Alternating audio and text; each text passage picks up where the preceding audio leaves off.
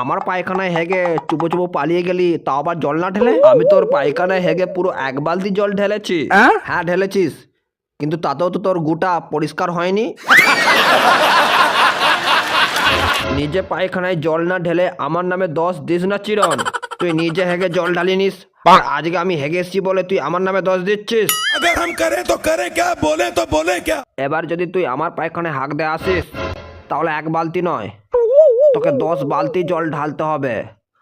তা না হলে তোকে আমি পুরো শেষ করে দেবো। তুই আজ সকালবেলা পায়খানা করে ঠান্ডা লাগছে বলে তুই তোর পেছন ধুসনি। চল বাকাচোদা, তুই এক্ষুনি 15 ছুঁচিয়ে তারপরে যাবি। এমন কোনো মাইকার লাল নেই যে আমার আজকে পেছনে ঠান্ডা জল লাগাবে। এটা যদি তোর শেষ কথা হয়, তাহলে আমি ঠান্ডা জল নয়, তোর মধ্যে বরফ লাগাবো।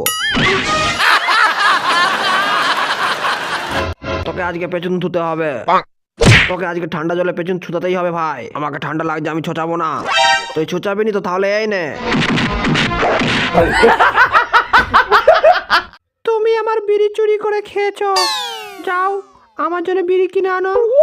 বলে কিনা আমি বিড়ি চুরি করিনি, জ্বলন্ত বিড়ির মধ্যে গুঁজে দিয়া। বিড়ি চুরি করে যে অপরাধ করেছো তার জন্য শাস্তি পেতেই হবে। এই পায়ে আমার গু লেগে আছে, তোমাকে চেটে সাফ করতে হবে। নাও চেটে সাফ করে দাও।